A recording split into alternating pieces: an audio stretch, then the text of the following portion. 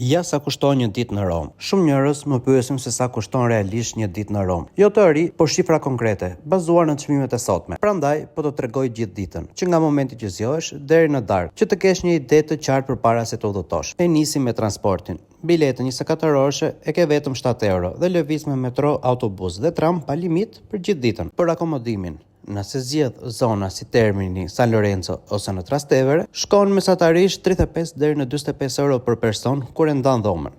Kalojmë te ushqimi. Një drek e mirë në një trattoria lokale shkon rreth 10 deri në 12 euro për person, ndërsa darka zakonisht shkon 12 deri në 15 euro. Mjafton të shmangësh zonat pranë atraksioneve kryesore, ku çmimet rriten shumë. Për atraksionet, nëse planifikon të shohësh Koloseun dhe Forumi Roman, bileta është rreth 18 euro, ndërsa për Vatikanin paguan rreth 17 euro. Pra, afërsisht 35 euro gjithsej për të dyja vendet më të njohura të qytetit. Nëse i mbledhim të gjitha bashk, një ditë e plotë dhe komode në Rom kushton nga 105 deri në 110 euro për person, me transport, ushqim, akomodim dhe atraksionet kryesore. Nëse do më shumë video me çmime reale nga qytetet që keni në plan të vizitoni, bëj like dhe follow dhe më shkruaj në komente se cilin qytet të bëjmë të radhës.